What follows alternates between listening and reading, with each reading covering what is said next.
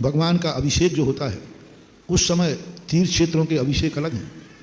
मैं सदा कहता हूँ, एक तुम्हारे मोहल्ले का मंदिर है, कॉलोनी का, उसकी एनर्जी अलग है, और एक तीर्थ क्षेत्र है। इसलिए हम सब लोगों से कहते हैं कि अपने नगर में 24 घंटे में एक बार किसी तीर्थ क्षेत्र का गंधोदक जरूर प्रवेश होना चाहिए।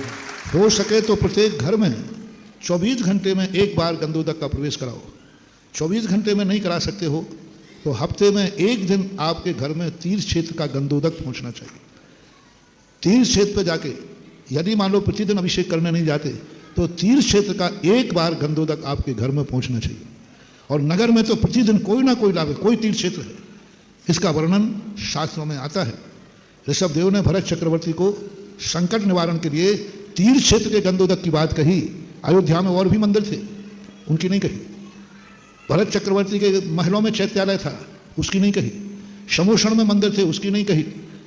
तीर्थ क्षेत्र का जाकर के तो भरत चक्रवर्ती विजयाल पर्वत की श्रेणी में जाकर के तीर्थ क्षेत्र का गंधोदक लाया संकट निवारण के लिए। इसलिए तीर्थों के लिए हम क्यों प्रेरणा दे रहे हैं सबकी? हमारे दो पर्पस हैं। पिछली बार गुना वालों को भी हम 7 दिन के 7 मंडल बना गए थे। क्यों बनाए थे? ऐसे ही परेशान करना तुम्हें काम है क्या? गुना के अंदर इतने सारे मंदिर हैं, यहाँ आने की क्या जरूरत है? भगवान का अभिषेक करना है तो पुजारी कर देगा, और आपको अभिषेक करना है तो गुना की हर कॉलोनी में प्रायः मंदिर तो है ही सब नहीं। क्योंकि संकट 2 प्रकार के आते हैं। एक छोटे मोटे संकट आते हैं और एक बड़े संकट आते हैं। एक नगर में संकट आते हैं और एक नगर के बाहर संकट आते हैं। नगर का भगवान नगर में आए हुए संकट को दूर कर सकता है, लेकिन नगर के बाहर आया हुआ संकट तीर्थ क्षेत्र का गंधोदक ही दूर कर सकता है।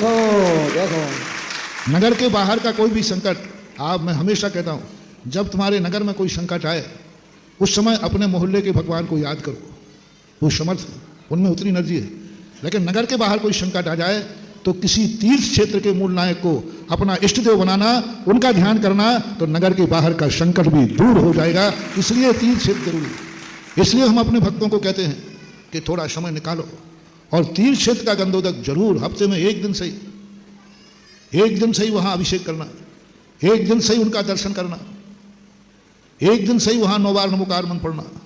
ये पुण्य अलग है, और उसमें भी अलग अलग है। पर्व के दिन करना, उसमें भी और अलग है। गुरु के सानिध्य में करना।